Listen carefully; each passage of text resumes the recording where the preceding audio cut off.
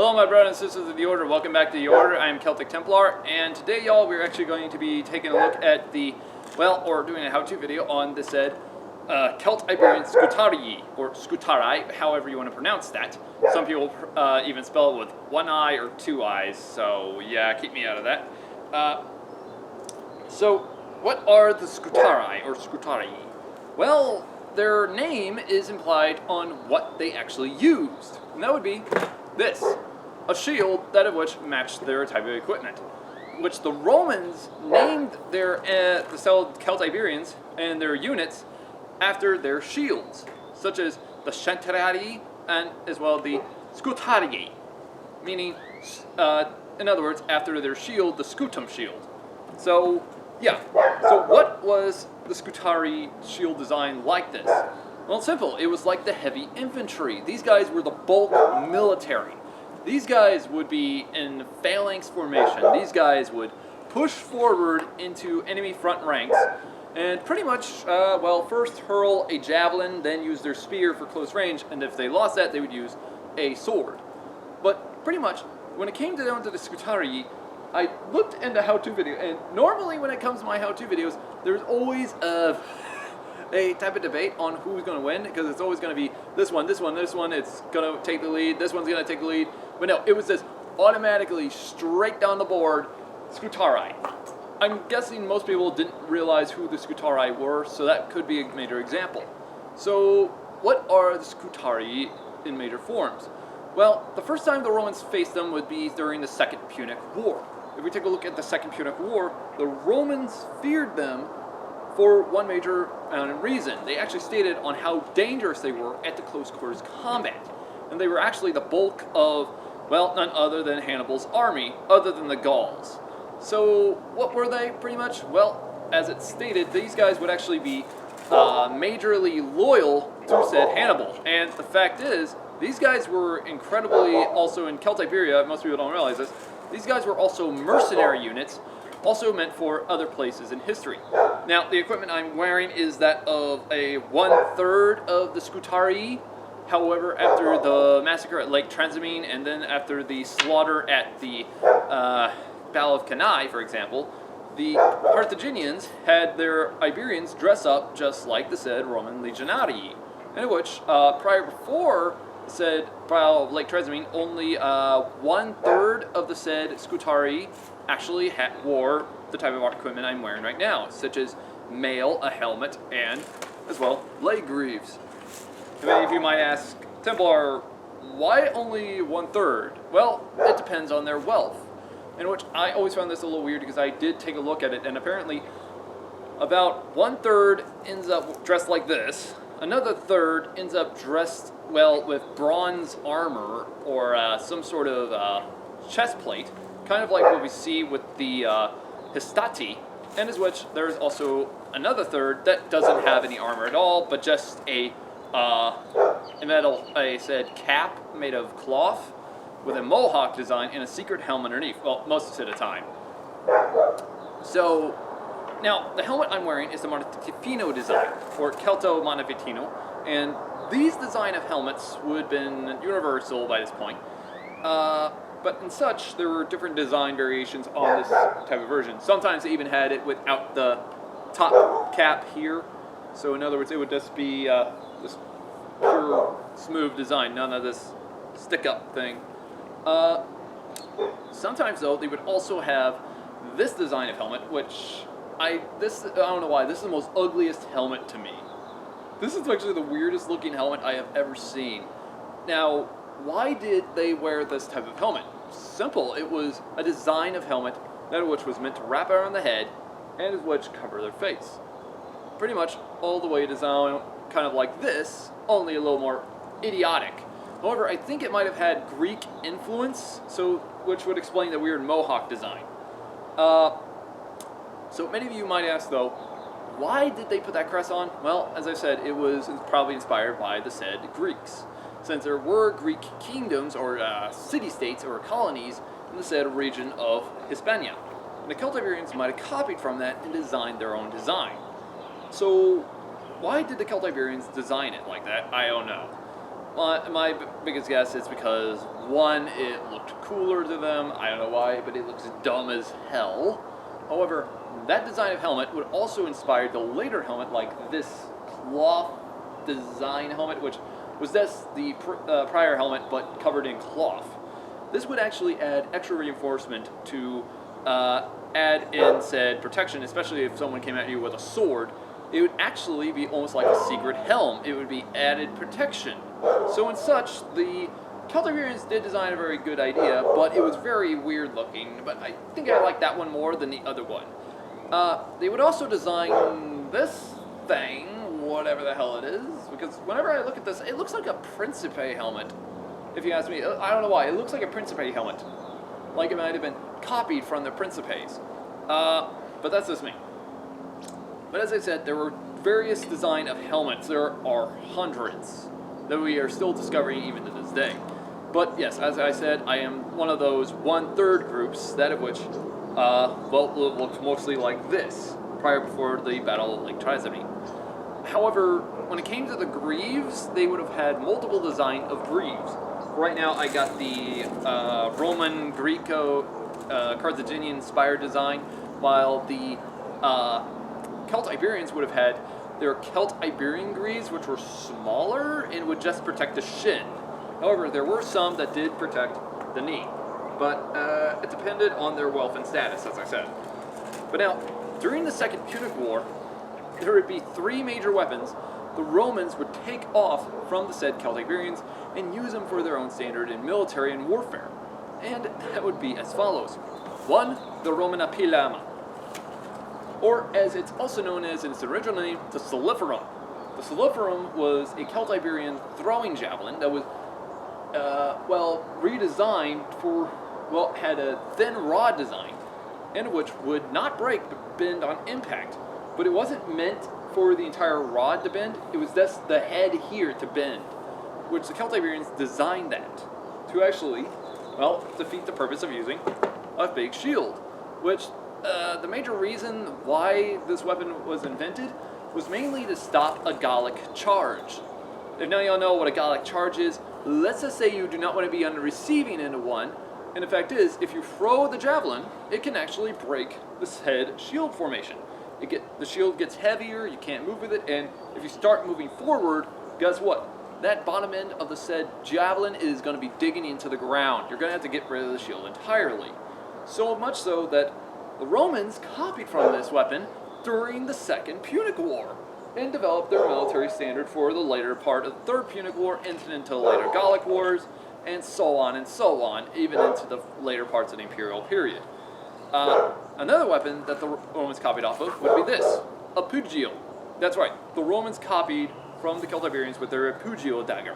This, I can see why. This thing is very dangerous, especially when it comes to thrusting and cutting usage. So, it's pretty nice. But it doesn't have the same oomph as another weapon the Romans copied off of during the Second Punic War, and that would be known as none other than the Gladius Hispaniensis, the Sword of Spain.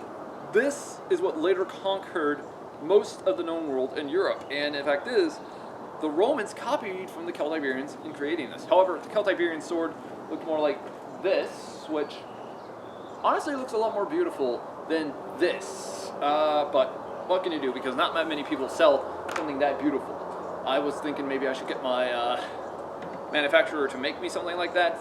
Sadly, I know my good buddy would have loved to have made something like that, something that beautiful. Although I would have hated to destroy it and test it out, because one, I don't want to do that with most of my weapons, but for y'all, I have to, I know. But yeah, so why did the Romans copy from this weapon? Well, simple. It was lighter and more effective. During the Punic Wars, the majority of said Roman legionary actually used a Dilius sword, or Dallas? Dilius or Dalias? Dalius? I don't know. Anyways, this was actually slightly longer, about yay big longer, and as well also a Ziphos. So the reason I can see why they switched to this is kind of obvious. They could hide behind their shield and stab through it, meaning it's a lot more easier now. rather than facing off against the Celt Iberian or any other type of warrior with a said weapon and fearing it from actually, well, you getting killed. Another weapon the Celt Iberians also known to have used, however, I doubt that the Scutari would have used it, would be this, a Falcata. This, you do not want to get hit by this. In fact, my major belief is that the Scutari never used a weapon like this for one major reason. As we can understand, this thing is very heavy, and the fact is, with the formation and warfare and such, they would have to use it pretty much like this, as a cutting weapon. Pretty much, I believe this would be mostly used by the Scutari, or as well cavalry. But I don't know. I'll have y'all's decision. Let's make y'all see on which one you believe would be the best example for them to be used in the video. But I'm not a fan of this. This thing is just heavy compared to the Gladius. But we can see why the weapon would be so dangerous. This thing would, as soon as it comes down with a chopping blow into the shoulder, even if you're wearing this double layer of mail, this would cleave into your shoulder, breaking the bone underneath your body. Meaning this thing doesn't need to be sharpened. It could do devastation from eternally. So the Celt Iberians created a very dangerous weapon here. So yeah, I really don't want to get hit by this. Now, many of you do want to know, though, is, Templar, why did the Romans copy these weapons from the said Celt Iberians, such as the Pilum, the said Pugio, and the Gladius? Simple, because they saw a good weapon when they saw it. Now, though, when it came to the fact on how they would have fought, the Scutari would have been, well, regular infantry. They would have first thrown a volley of javelins, and then they would start a marching formation towards the enemy ranks, thrust their spears and such. If they lost a spear, they went with their sword. That's how they would have done it. And such, one major thing, though, is that it's actually stated that the Scutari would have been so near identical to the said Romans.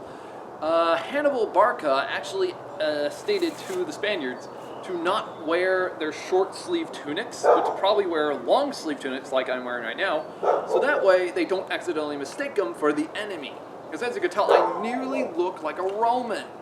So it's kind of, we can see why. Another thing also is the Scutari would have not worn any pants due to the fact of the hot Mediterranean sun.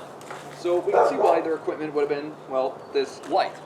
Also, another thing I have to put out here is that these guys might have also worn a secondary sleeveless tunic underneath this, or even leather. I don't know what it would have been, but it stated it would not be the Hallstatt soft armor because, one, the hot Mediterranean sun made it almost near impossible to wear, which is why mail was later invented to be worn over this. And the fact is, I can see why the Celt Iberians would have done this. It would have been lighter, it would have been more effective.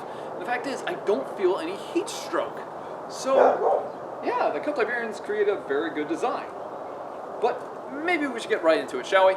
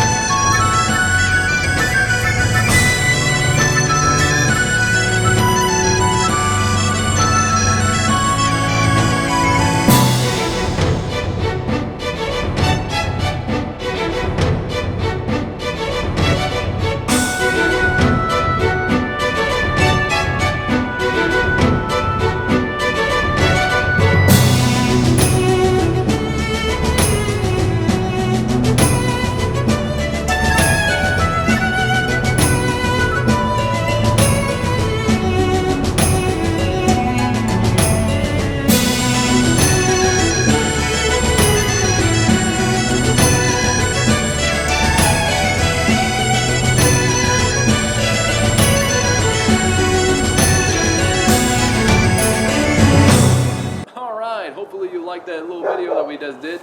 As y'all saw, me running and such and using the Falcata was weighing me down a lot more than it was with the said Gladius. Now, and such though, I think most of my problem was with the fact that my greaves were digging into my legs, mainly where my leather lacing was with my footwear. So yeah, but technically I could see why the Scutari were such dangerous soldiers in a history of warfare. But the thing is, Romans feared these guys for major reasons because they were so effective with their weapons and equipment. And the fact is though, one major thing I don't know is how did they use the gladius? Because with me, I think they would have done just like what the Roman legions would have done. They would have been behind their shield and thrusting. However, some historians think it might have also been used for cutting. But the design on that tapered blade, it makes me feel as though that this is more meant for a thrusting use than it is for cutting use. Kind of like how we see with the said Falcata, it's more meant for cutting use than it is meant for thrusting. So much so, I think, when it came to the Falcata, it was used by the Scutari, and the Scutari might have used a gladius. But, as I said, I let you all actually decide for yourselves. But in such, hopefully you like this video, y'all, and hopefully you see another few in the future. Right now, we are going through a Q&A suggestions in the community area. If any of y'all want to check it out yourselves, and ask me some questions for the video, probably on this Friday. I will be happy to answer them as soon as I can on next Friday. But if any of y'all want to do, and as well, we'll probably have another Q&A, because probably we'll do like half a year. If it's like, say, every 6 months, we'll do a Q&A.